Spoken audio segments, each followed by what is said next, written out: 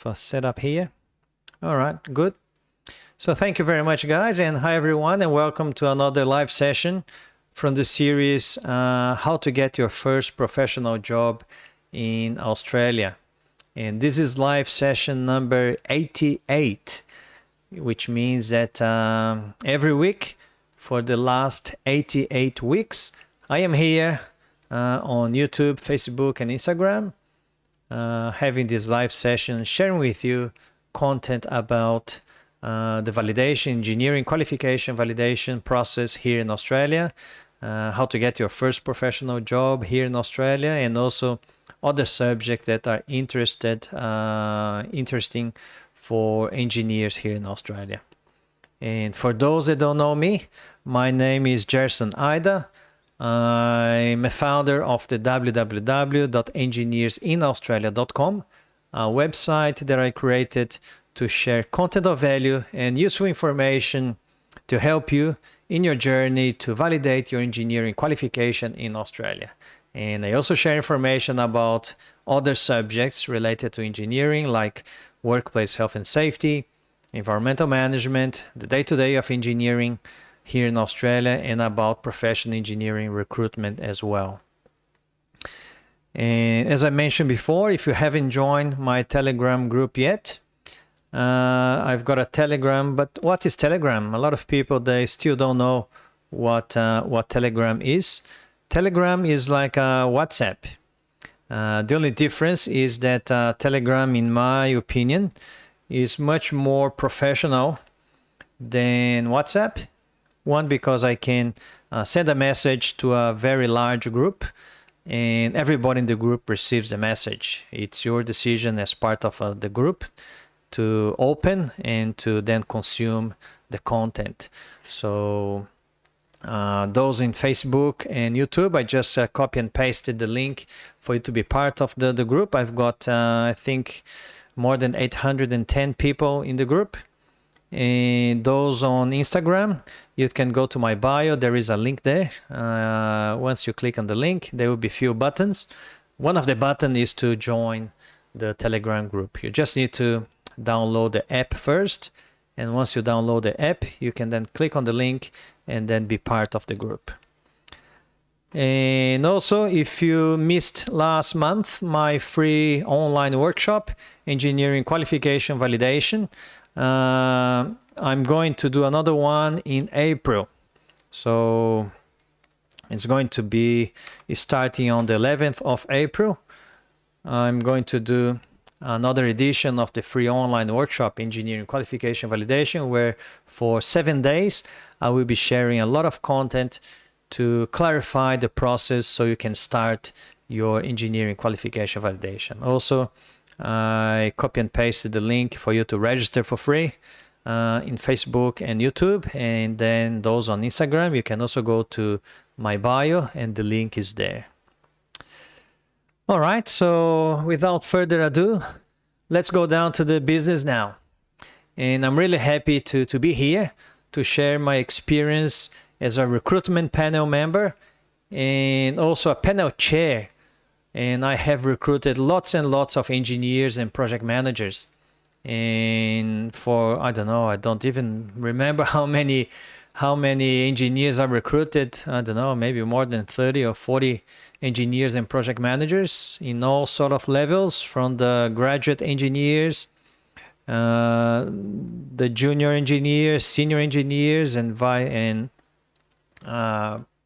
what they call senior project managers or principal project managers, and principal engineers and senior engineers in all sort of areas, electrical, civil, environmental, business, resource managers, and all sort of people. So, and what I notice is that there's a lot of deficiency in the application itself.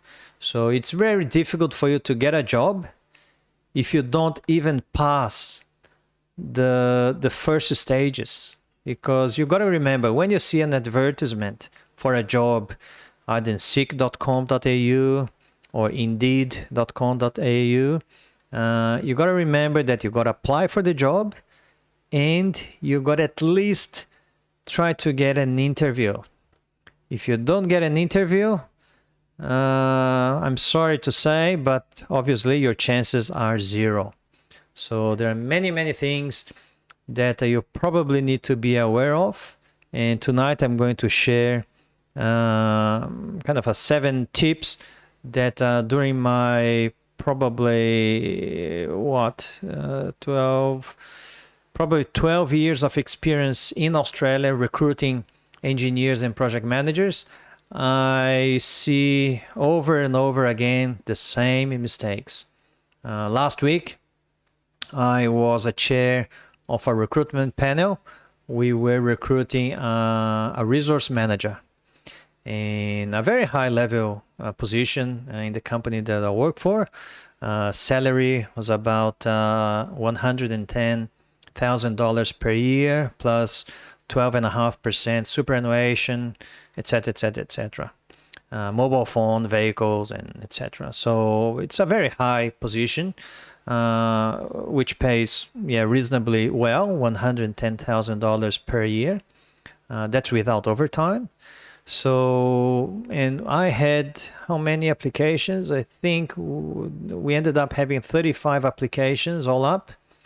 And I can tell you, of the 35 applications, we selected about 7 that were worthwhile interviewing, and we ended up interviewing 5. And of the 5 was probably 2 that was probably all right. So I'm going to share some information that certainly can help you to get past this stage. Remember, if you apply for a job and if you're not shortlisted and if you don't get an interview, your job hunting for that position is over. So you got to make sure that for some whatever reason you are worthwhile to be shortlisted and to be called in for an interview. Once you get an interview, it's a different strategy. I actually I've got today 1 or 2 tips about interview, but I'll probably going to do another live session just about how to behave during a professional interview, because I sat already in, I don't know, 30, 40, 50 panel interviews. And I can tell you the mistakes are pretty much the same everywhere. Okay, so tip number 1, I said I'm going to share with you 7 tips. So tip number 1, and if you stay until the end, you will know the password of the PDF that I'm going to create just to show you again.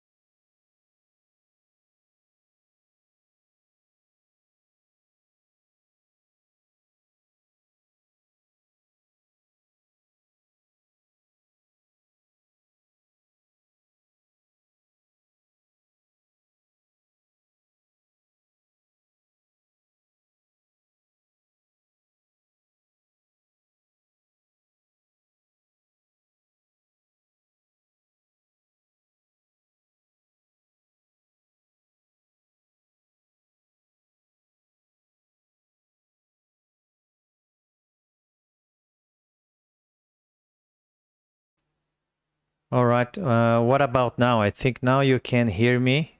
You can hear me back on Instagram. I think.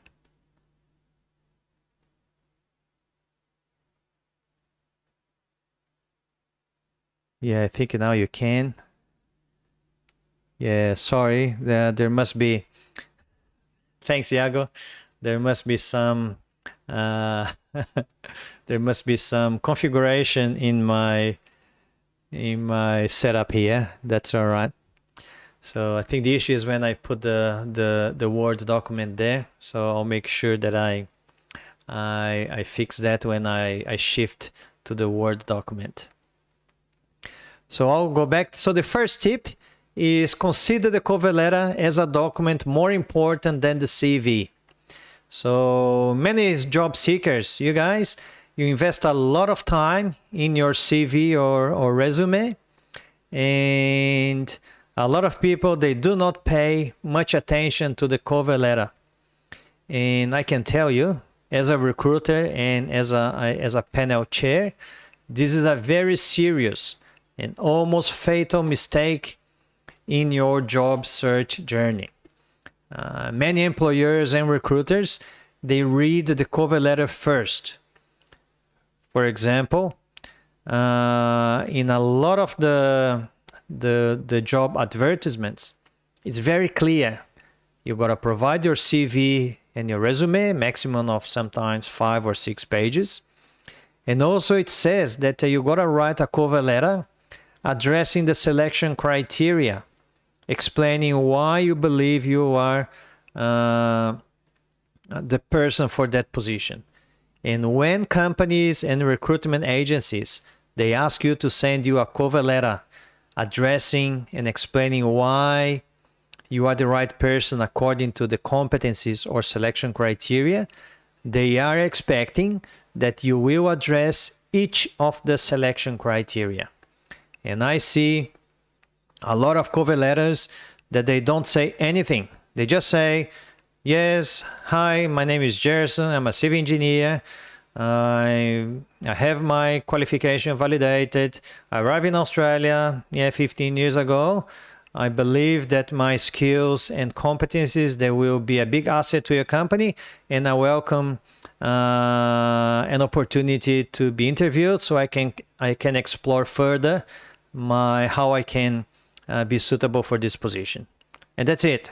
Just 1 or 2 paragraphs, begging pretty much to get an interview to explore further the competencies. So I can almost guarantee to you, if a panel member reads this cover letter, they probably not even going to read the rest, because it shows that as a job applicant, you didn't even read the job advertisement. Because usually the job advertisement is very clear. You need to address the selection criteria, you need to address the competencies, and include that in your cover letter. That's why they say that maximum of 2 pages of a cover letter. If recruitment companies or agencies or panel members, they're just expecting 1 or 2 paragraphs, they wouldn't really put a limit of 2 pages. So it's got 2 pages limit because they expect you to write in your cover letter why you are the suitable candidate, addressing those competencies. So please make sure that when you write your cover letter, you read the job advertisement very well and check what is the selection criteria or the competencies. And you gotta give examples for each of the competencies. Don't forget that. Especially when recruitment companies or panel members, they receive lots of applications. Nowadays, unfortunately, the market is not very good, and there's lots of engineers in the market. So when you advertise a position, you usually get 30, 40, 50, 60. Late last year, we recruited a fairly senior project manager, and we ended up getting 70 applicants, 70 applicants. So panel members, when we analyze applications, those that don't really have a good application, we don't really spend a lot of time, because certainly we will have, out of 70 applicants, we'll have at least 20 that they will have a good application. So the other 50 that they don't really have good application, we don't even read the CV if the cover letter is not good. So majority of companies, they read the cover letter. If the cover letter is good, then we look with more attention the CV. Because CV also, and that's tip number 2, you need to customize your curriculum and you need to customize your cover letter. It's a big mistake that job applicants, they use the same CV template and content for all vacancies that are applied. So, and I've seen many people that they came to me and say, "Oh, Gerson, I don't know why nobody called me.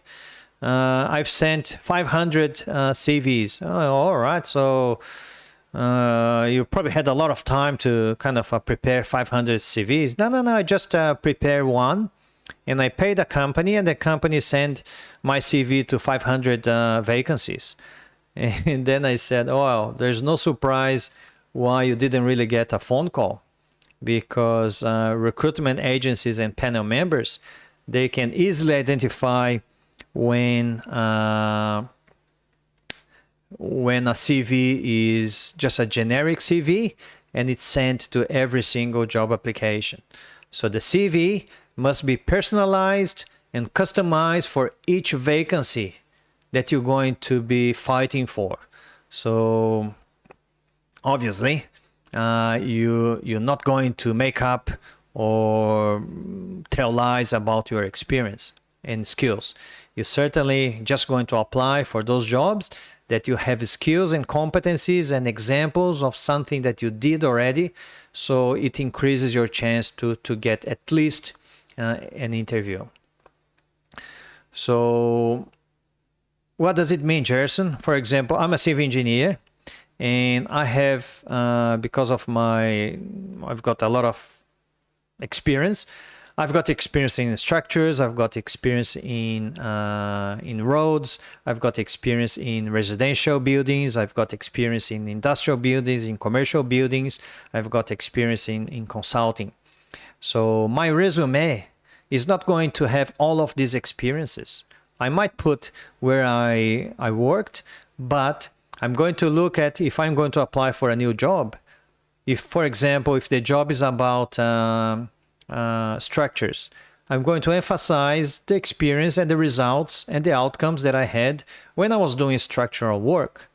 It doesn't really make a lot of sense if I put a lot of residential construction or commercial construction, etc., if I'm applying for a structures job. So, and that's what a lot of people, they do. They generalize their CV, and they pay somebody or some company, and the company sends to like 500 like a spam.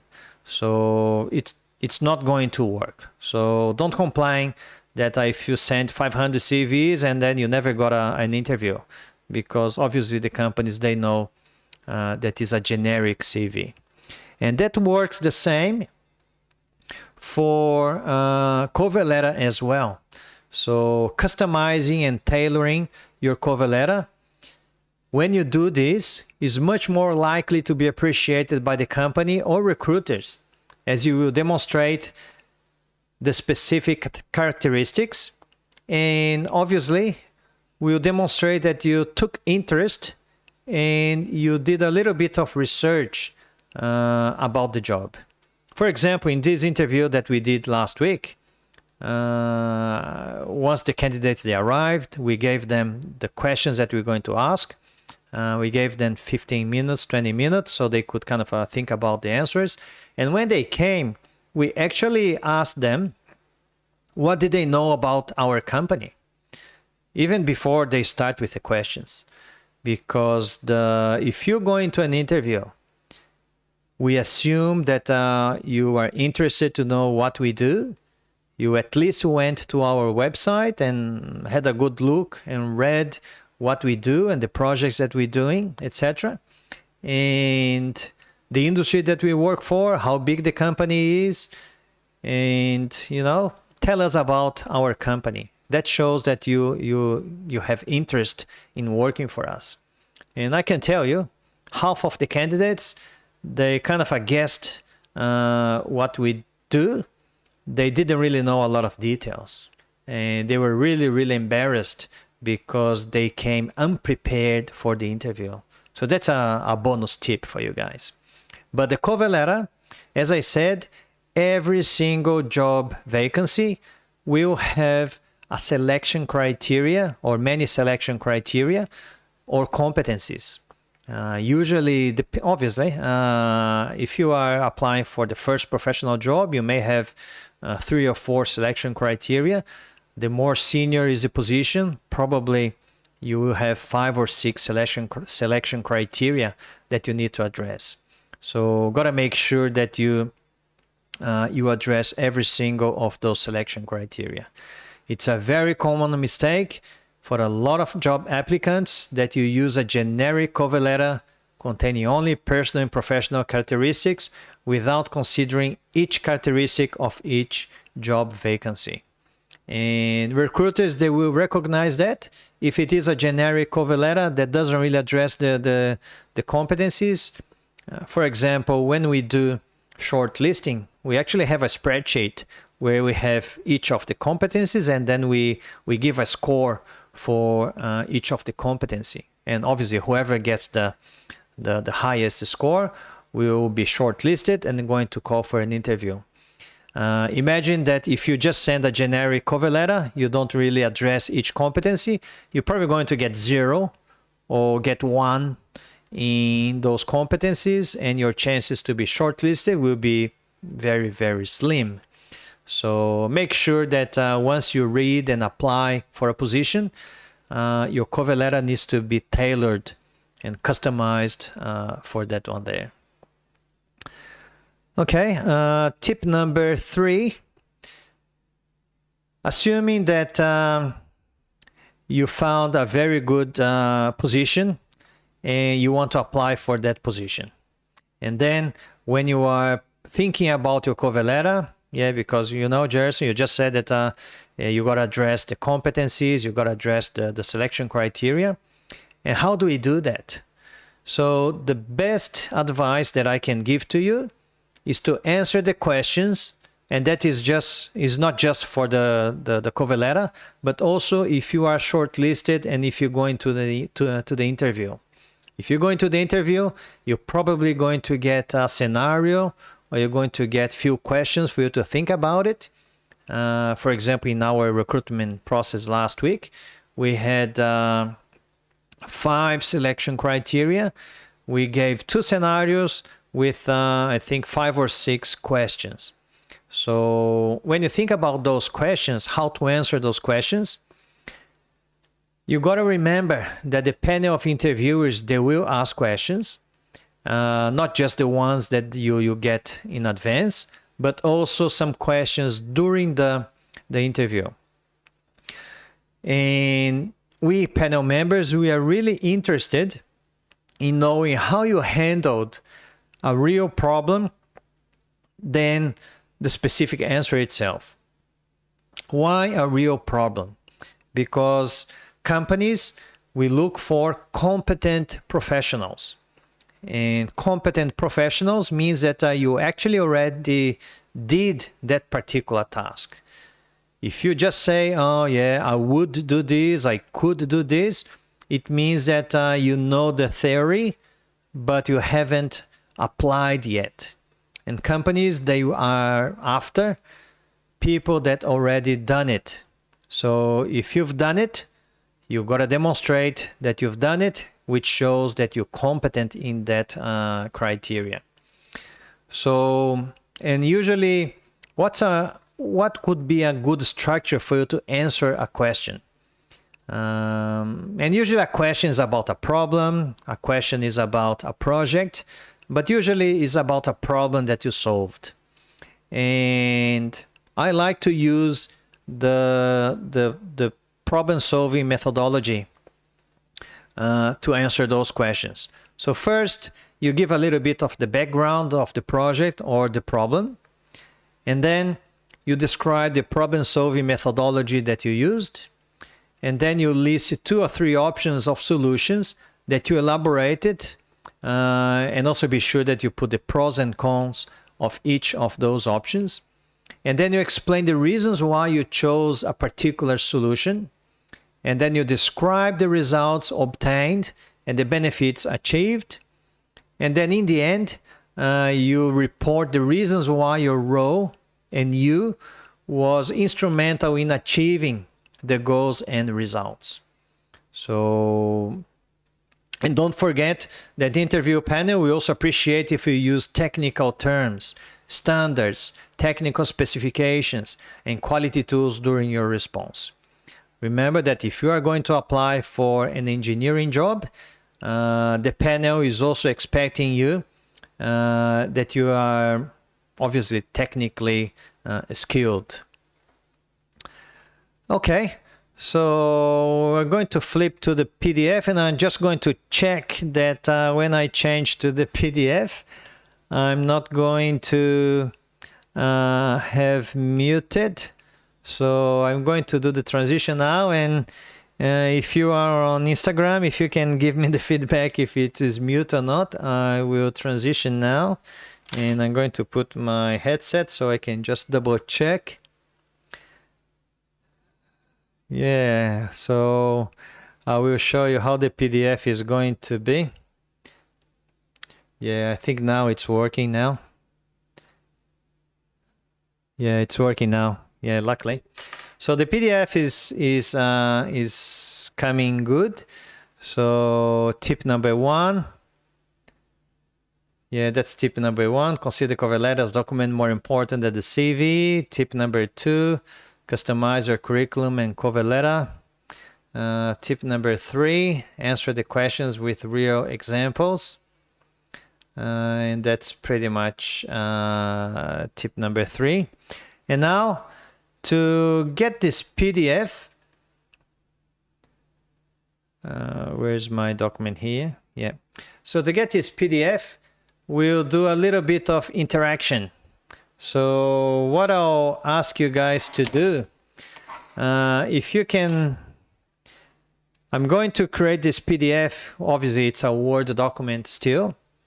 And what I'm going to do, once I finish this live session, I'm planning to do to make this Word document as a PDF, and I'm going to put in my Telegram group. So what you need to do is I'm actually going to take a picture of this, of my screen. And with the question there, I think there is a question in the beginning of the document. So I'm going to take a picture of that. And it says that, what was the main reasons? Yeah, I gotta take a square picture, sorry. So I'm going to do a quick post in my Instagram with that picture that I just took. And I'm going to put that seven tips to get a professional job in Australia. Okay, share. All right, so I just shared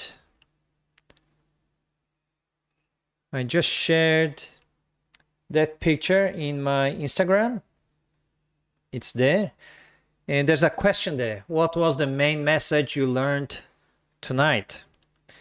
So that's a question that I would like you guys to, one, like the picture, and then in the comments, if I have comments answering those questions, so you gotta stay with me until the end. What was the main message you learned tonight about those tips to improve your chances to get a professional job in Australia? If you can put in the comments, then I will make this PDF and I'm going to post in my Telegram group with a password. So the password I'm going to release during the live session. Okay, So let's keep going to tip number 4. And the first half of the password is going to be negative. So I'm going to put here, so negative. I'm going to put in Facebook, all in small caps. I'm going to put in YouTube. Those on Instagram is just going to be negative. So all in small caps. That's the first half of the password. The second half I'm going to tell during the live session. Okay, so go back to myself in the camera there. Tip number 4. You got to be very clear when you're addressing the competencies or selection criteria. So I mentioned about that the cover letter needs to address the selection criteria or competencies and use real examples. But how you do that? You got to be very, very clear and very, very, how can I say, explicit. So most job vacancies for engineers or project managers, they contain the words like key competencies or selection criteria as a merit evaluation criteria, as we kind of discussed in tip number 3, those questions there. So it is very important that in your cover letter, you are very specific and write addressing each selection criteria or competency. A lot of candidates, they mix everything in the body of the letter. They don't really separate. They don't really split the examples to each selection criteria, and that confuses the panel. You got to remember, the poor panel member, like myself last week, I had 35 applications to read. I think we're 200 and something pages. So when I look 200 and something pages, I just think, well, I've got my spreadsheet here that I'm selecting and scoring. If the application is a mess, I'm not going to spend a lot of time in sorting out, because the job advertisement was very clear that you needed to write a cover letter addressing each of the selection criteria. And if the candidate doesn't read even the job advertisement and didn't pay attention that the cover letter need to address each of the selection criteria, so if the candidate wasn't interested, so why should the panel be interested? If you have 35 or 40 or 50 or even 70 like I had last year, why would I bother to spend a lot of time trying to find the information? If the candidate didn't put effort, if the candidate didn't spend time to write a good application, why should the panel member spend time? It's going to be just a waste of time. So, and that's what happens when the market is not good. Because there's lots of candidates in the market. So if you really want to improve your chances to at least be shortlisted, your application needs to be really, really good. So for example, and I'm going to give you a practical example how you should address a selection criteria. An example of if I read this in your cover letter addressing that selection criteria, as a panel member, I will think, wow, this application worthwhile reading because a candidate is addressing the selection criteria. So for example, let's assume that one of the selection criteria is engineering knowledge. So the candidate, you, should give an example of what was the engineering problem faced. What was the problem-solving method that you used? And what were the strengths and weaknesses of the solution options, the pros and cons? And which option was chosen and why? And what were the results achieved? And finally, what was your role for this result? So if you can explain that selection criteria, all of these factors. When the panel member, if I read that a selection criteria was addressed in this way, I will think to myself, well, this application I will read until the end, because the candidate thought about how to address the competencies, the candidate used a real example, the candidate is showing competency because the candidate had the knowledge and the candidate had applied that knowledge. So if you do this, if you have 5 selection criteria, then maybe, I don't know if I can do that. I don't know if it's going to mess up. But what I could do live now, if you want to. I could try to find a job advertisement of an engineer here, for example, in seek.com. And then perhaps if you guys want, I could share then my screen and we could see some of the selection criteria. And we could have a little bit of discussion if you want. So if you want that, put in the comments. If you put yes, I'll do it. If not, if you put no, then I won't do it. And if you don't really say anything, I'll take that as a no, and then I won't do it. I will find here. If you want, you put yes. If you don't, you put no. If you don't say anything, I'll take that as a no. So while you guys think, I'll see if I can find something here.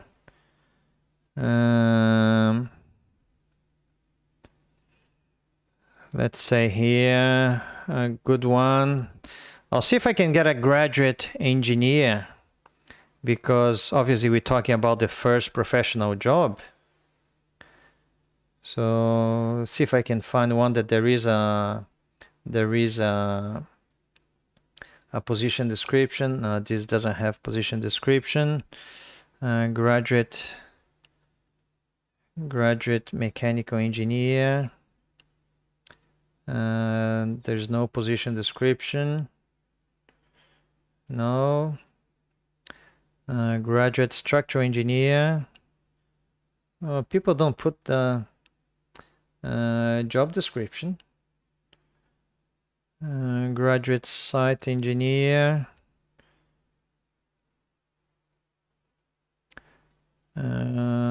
They don't put job descriptions, so just a second.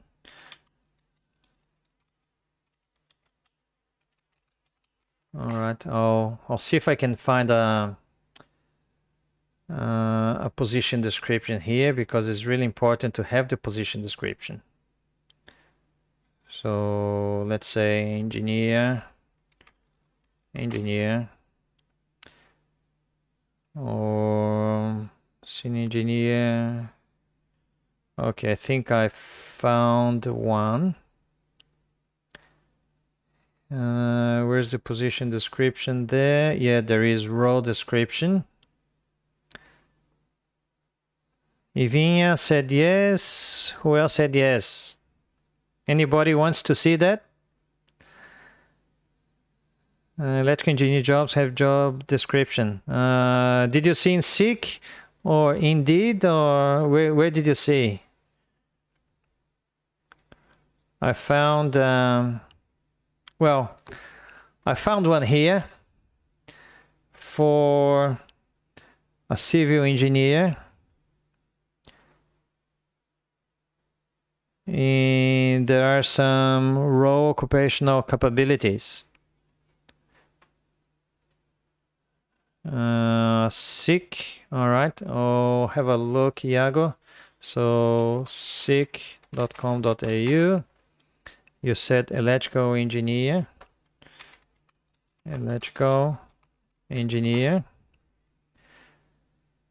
Let's say here, graduate electrical engineer. Let's see this one. No, there's no. Which one did you find, Iago? Because this one didn't have. I'm glad you have found it and I tried to help out because you're trying to find something as an example. Yes, I am. I will find here somewhere. Graduate engineer.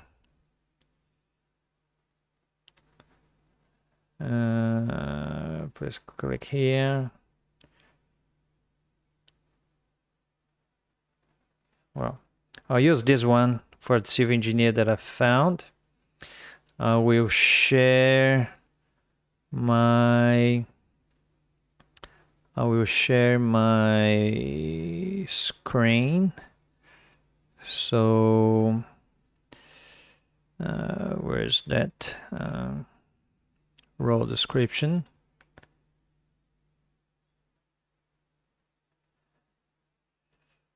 In Word, that's it.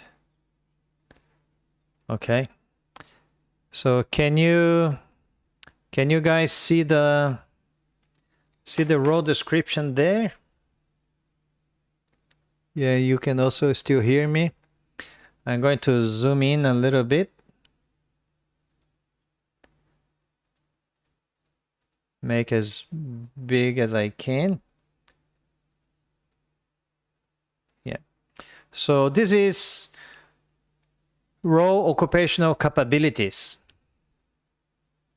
And see here, cover letter, maximum 2 pages, outlining how you meet the requirements listed under is this role for you.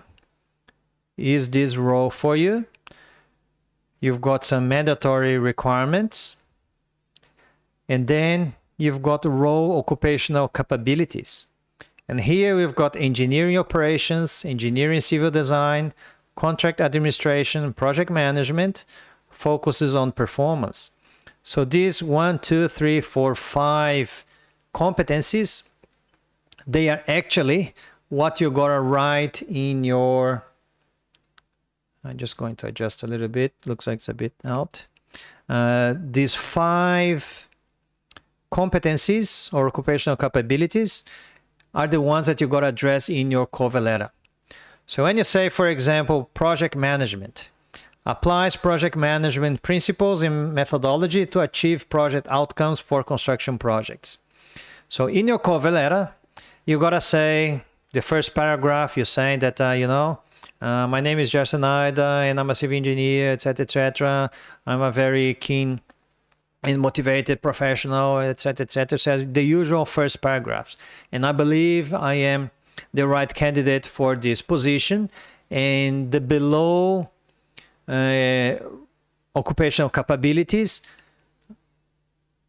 I can demonstrate my competencies in the below occupational capabilities by, and then you put each of the dot points, and then you have project management. And then you got to give a real example. I can demonstrate this capability when I managed a project, and then you describe a little bit of the project, and where I applied the 10, you can say that you applied the 10 areas of project management, and the problem was when the customer had scope creep.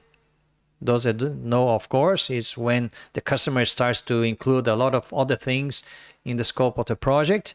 And then you say, how did you do to manage the scope creep? And what were the options that you had? And what were the solutions? And what was the outcome? So you're probably going to take about 10 lines to describe that particular competency in terms of project management. But you got to make sure that you put engineering operations. And then when you read that, you got to say, I have applied my engineering skills and knowledge when I was faced with this engineering problem. And then you describe the problem, pros and cons, options, the solution that you took, the outcome, and what was your role in that. And then next paragraph, engineering civil design. I have, I have developed or I have designed a road. I have designed something where I have applied my engineering civil design capabilities when the problem was this, I have consulted the technical specifications, I came up with few options, etc., etc., etc. And you do this for each of the occupational capabilities. So the panel member, if I am analyzing this application, when I read the cover letter, if I see 5 dot points, and under each 5 dot points, I see a real example how you have addressed and how you have done it, these capabilities, I will certainly think that you're worthwhile shortlisting, because you, at least in your application, you are demonstrating that you are competent. All right. So obviously that's just a simple example, but that's how a cover letter should be written. If you write a cover letter generic without tailoring, forget it. You're not going to get shortlisted. Okay, tip number 5. Don't leave until the last minute to write up your CV. That's a very common mistake, especially because we are, well, I can tell about myself. I am a very good procrastinator. I procrastinate a lot. So even if I want to apply for a job, I can find a very good job. If the job is going to be closed in 2 weeks' time, of course, I could have applied today and 2 weeks in advance. But what would I do? I'm probably going to apply just a day before or on the last day, which is really, really wrong. So you don't leave until the last minute to write up your CV. If you leave it, you're probably going to get a bad CV, a bad cover letter, and you're not going to be shortlisted. So your CV should be written with a lot of planning and research. And that's why it's important to tailor and to customize your CV. You gotta take time to research the company, the industry in which the job is inserted. You gotta talk to the recruiter, give the recruiter a call and ask a few questions about the job. Sometimes the recruiters, they're not really going to disclose the company name. Sometimes you know already what the company is. But try to get more information about the job. Try to see if you can extract from the recruitment agency what's the expectation that the company has from the successful candidate. If you do this, obviously you are doing your research, and when you're putting together your CV and your cover letter, you will be able to address a more personal, to add a more personal flavor in your CV and in your cover letter. And this time spent will serve as a basis for customizing your CV, and will make the recruitment panel members interested and impressed by the quality of information contained in your CV. As I mentioned before, last week, the first question that we asked to the candidates was, what can you tell us about our company? It's a question that came from left field. The candidates were probably not expecting that. One candidate had a very good answer. External candidate. There were 2 internal candidates. Obviously, those internal candidates, they knew what the company was about. But we had few external candidates, and the one external candidate had a very good answer for that question. So you got to remember that nowadays we've got Facebook, we've got LinkedIn. Sometimes when you receive a confirmation of an interview, or sometimes in the job advertisement, you have the name of the company. If you search in LinkedIn or Facebook or even on the website, you will find a lot of information about the company, about the projects, and then you can try to create a rapport with the panel members in your application. Tip number 6. And if you have any question, guys, please send in the comments. and I will be more than happy to answer if I know the answer. Tip number 6, increase your networking. So very important to increase your networking when you get when you're trying to get your first professional job. Especially for us overseas engineers. I come from Brazil. I came from Brazil back in 2005, and at that time didn't really have a lot of social media. Networking was pretty much at school and in some organizations that I was trying to be part of. Obviously, Engineers Australia, Australian Institute of Project Managers, and other professional entities. So network is vital for you to get noticed. Nowadays with COVID, it's a little bit more difficult. Here in Queensland, the events now, they kind of are going back to face-to-face and online altogether. But unfortunately, in some parts of Australia, it's still the face-to-face interaction is not possible at the moment. Which makes it a little bit more difficult for you to build up a good networking. But networking is certainly important. It's really important to know who is who in the zoo. Networking elevates your profile, and obviously you make connections. So, and apart from obviously building up your network, every time that you participate in events, you also adding to your CPD, your continuing professional development, which is going to be important for your validation process. Another opportunity for networking is obviously those specific groups in Facebook, in obviously LinkedIn, and also if you're part of my Telegram group, Engineering Qualification Validation. Our tribe has more than 810 members. So I usually, when I have knowledge of positions or job vacancies, I put in the group as well. Again, if you want to be part of the group, it's a free group. You can go to the link that is in the comments in Facebook and YouTube, or if you are watching on Instagram, you can go to my bio. There's a link there.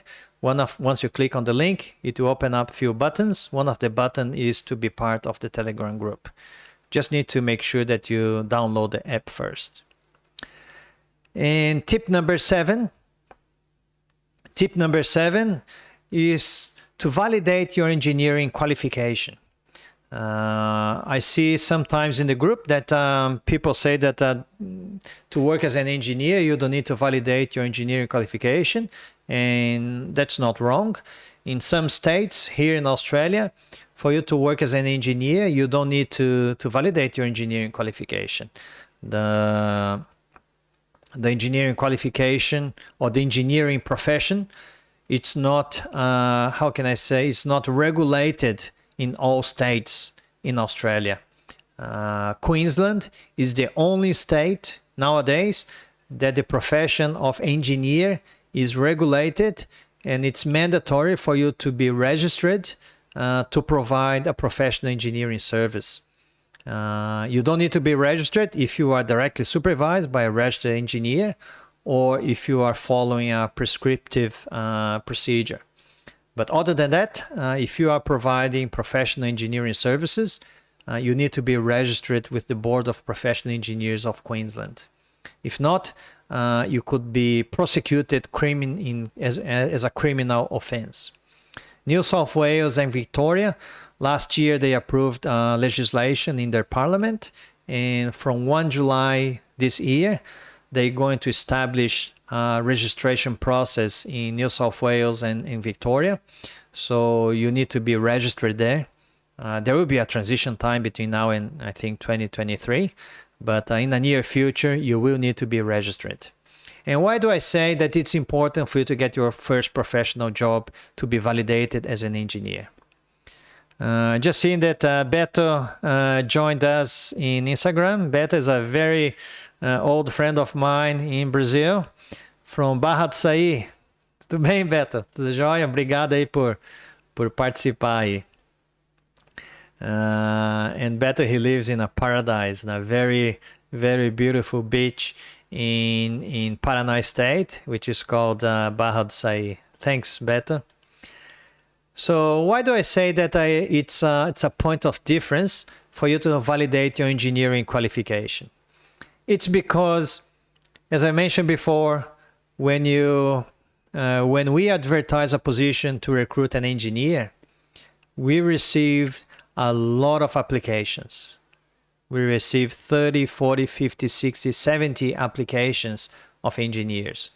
And as a company and as a recruitment person, when I see that many numbers of applications, those that are not validated, we score very, very low, because especially here in Queensland, you have to be registered to provide engineering services. And that means that if you're not registered, I gotta have somebody to directly supervise you.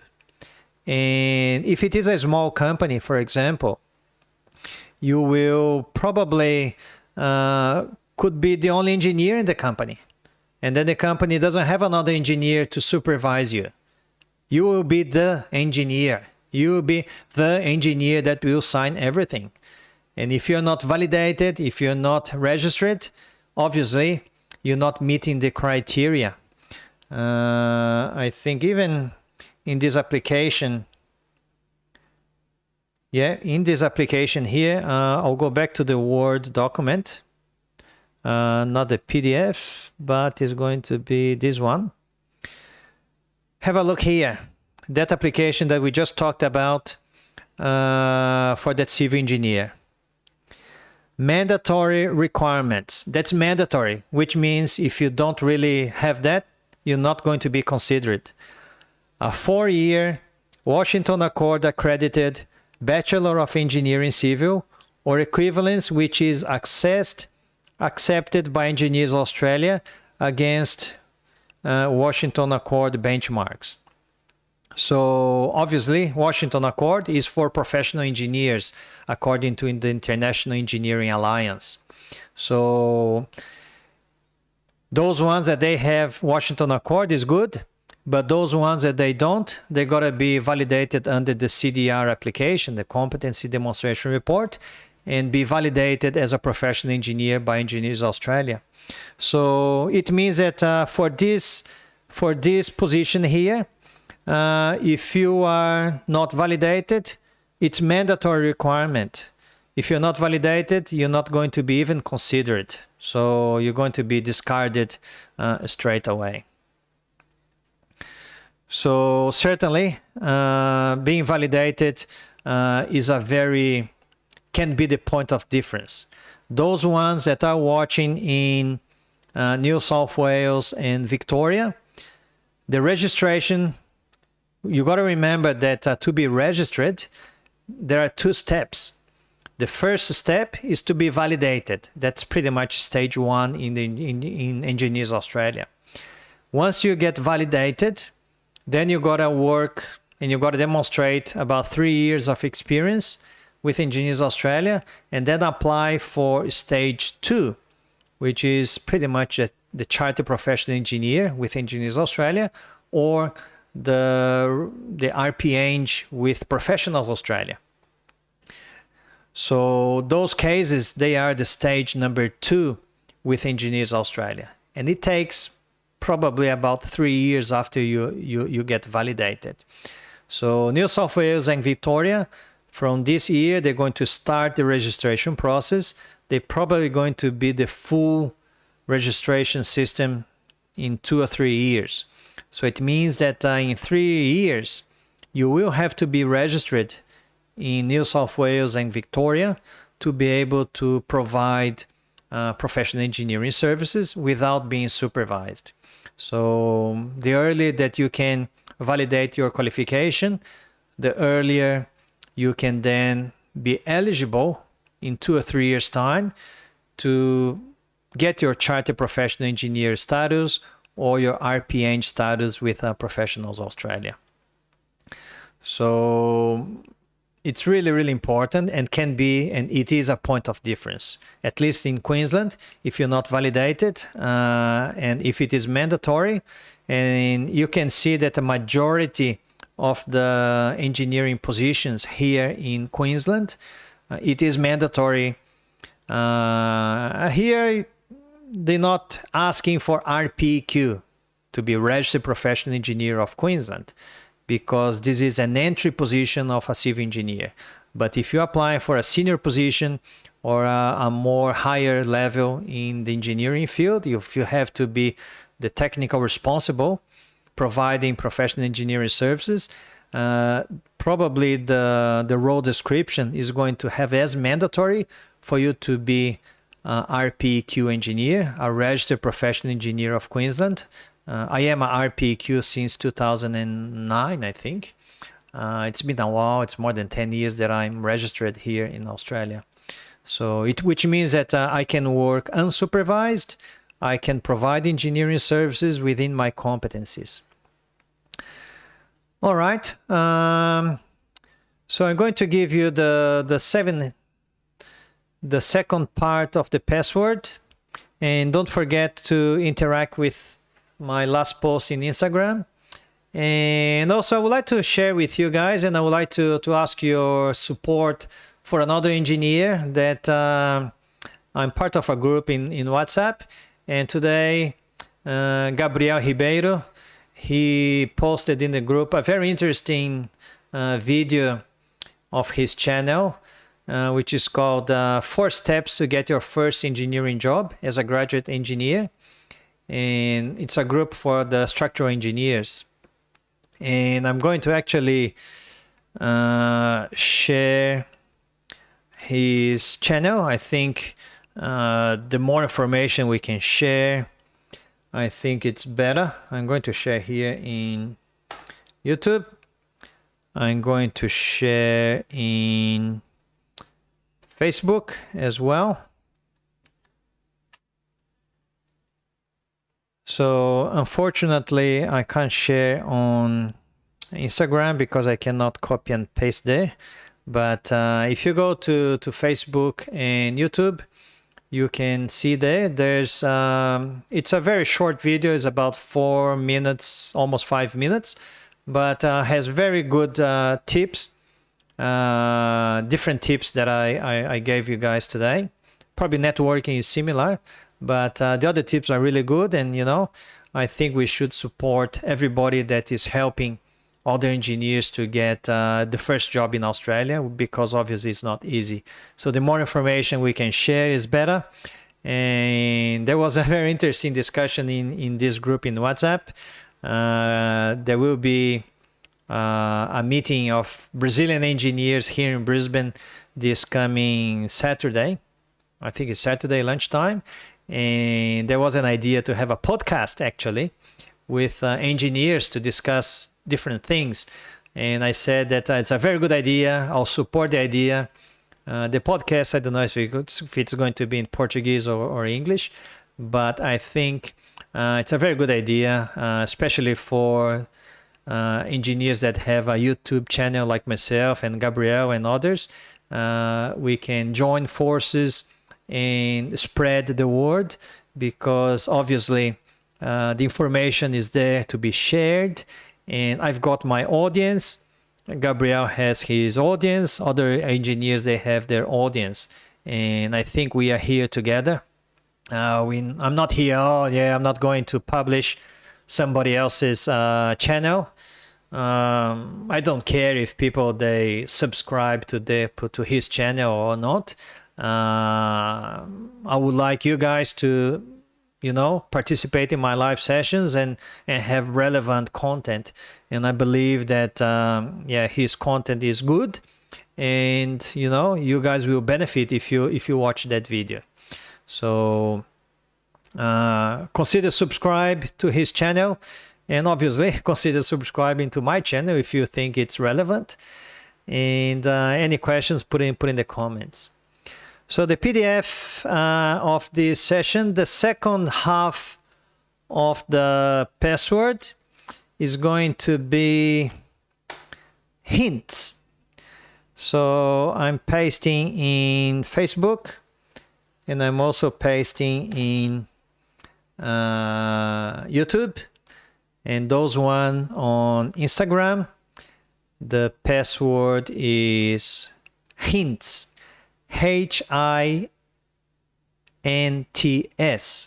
So that's the second half of the password. So the PDF that I'm going to put in Telegram is going to be protected by a password, and you just gotta put the first half and the second half together, and it will unlock the password. If you join now and you haven't seen the first password, you gotta watch the whole live session to find the first half of the password. And just reminding you guys that if you're interested in the next free online workshop, Engineering Qualification Validation, it's an event that lasts for 7 days, in which in 7 days you will learn everything you need to know to start your engineering qualification validation in Australia. The link is in, I'm going to actually copy and paste the link again in Facebook and YouTube. And if you are in Instagram, the link is in my bio there. So the event is going to start on the 11th of April, 10 a.m. It's going to be a Sunday, 10 a.m. Brisbane time. It's going to be a live webinar with me. I'm going to explain how the workshop is going to work, and I'm going to approach a very relevant, one of the main blockages why engineers, they don't start their validation process. So I'm just going to check how the post is going in Instagram, if we have any interaction there, because I'll show you the PDF just to kind of give you a little bit of an incentive. So that's how the PDF is taking shape. Tip number 1, tip number 2, tip number 3, tip number 4, tip number 5, tip number 6, tip number 7, and that's it. So that's going to be the PDF that I'm going to make. If you guys have some interaction, I'm just going to quickly double check in my post how the interaction is going, because if there's no interaction, I'm not going to create the PDF. No comments, so don't believe there's any comments there. So if there is no comments, remember guys, there's no PDF. I've got some likes, which is good, but there's no comments. So if there's no comments, we'll wait until probably 10 or 11 p.m. tonight. No comments, no PDF. I'm just going to send a PDF to my students of my online mentoring program. All right, any questions? Do you guys have any particular question there? If you do, you're more than welcome to ask in the Facebook or YouTube or Instagram. And if not, I will finish for tonight. And I will certainly hope to see you guys next Sunday, 8:30 p.m. with live 89. So live 89 next Sunday, 8:30 p.m. Brisbane time. All right, guys. Thank you very much, and I'll see you then. Bye bye.